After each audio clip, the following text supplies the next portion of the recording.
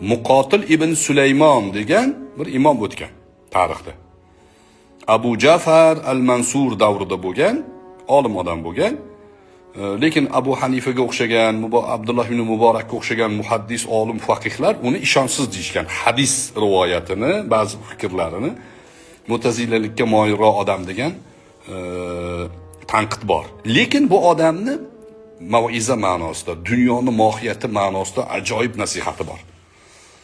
Abu Ja'far al-Mansur Umaviy xalifalardan bo'lgan. Shu Muqotil ibn Sulaymonga aytgan ekanki, menga bir nasihat qil degan ekan.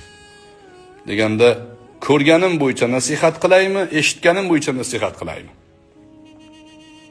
Deganda, ko'rganing bo'yicha nasihat qil. Ko'rganim degan ekan. Umaviylar xalifasidan Umar ibn Abdul Aziz rahimahulloh degan zot o'tgan. Taniysiz? Ha, taniyman. 11 ta farzandi bor edi shuni. Ha, 11 ta farzandi bor edi. Vafot etganda 18 dinor puli qoldi shu odamning. Xalifa, butun musulmonlarning xalifasi. 18 dinor pulidan 5 dinoriga kafallashdi. 4 dinoriga qabr sotib olishdi, o'shanga ko'mishdi. 9 dinor. Qolgan 9 dinorini 11 ta farzandiga meros qilib taqsimlashdi. Undan keyin Abdulmalik ibn Marvonning o'g'li bor, Hishom ibn Abdulmalik. Hishom ibn Abdulmalik ham vafot etganda 11 dona o'g'li bor edi. Hishom ibn Abdulmalikdan meros qolgan boyliklarni 11 ta bolaga taqsimlaganda har bittasiga kamida million dinordan pul qoldi dedi. Million. Alf deyiladi. Million dinor pul qoldi. Har bittasiga. 20 dinor nisob chiqarib olaverasiz u yog'ini. Juda katta saltanatlarni egallashgan odamlar 11 ta bolasiga Hishom ibn Abdulmalikni millionlab meros qoldirildi. Lekin keyinchalik ko'rdimki deydi Muqotil ibn Sulaymon. Keyinchalik ko'rdimki Umar ibn Abdul Azizning bir dona o'g'li davlat muhofazasiga, jangu jadalga, jihad uchun 100 ta otni hadiya qilib sadaqa qilganini ko'rdim ko'zim bilan. 100 ta ot degani 100 ta Mercedes degani.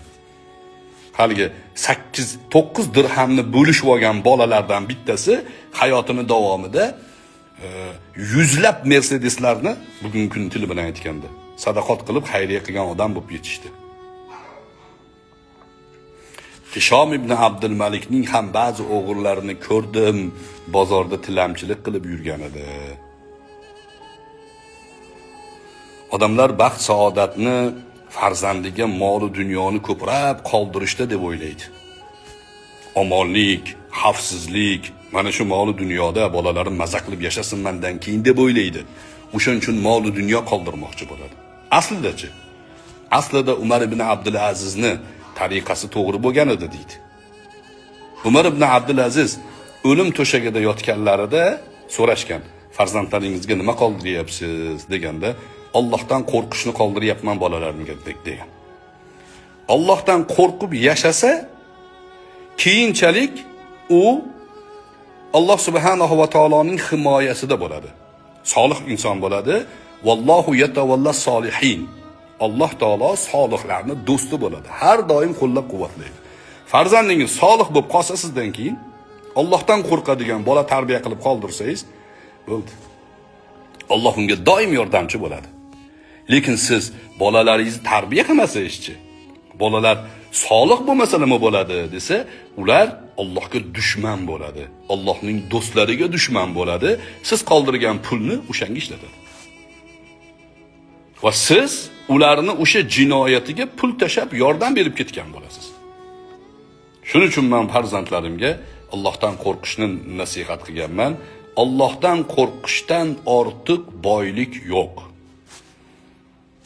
Axloq odobdan ortiq meros yo'q.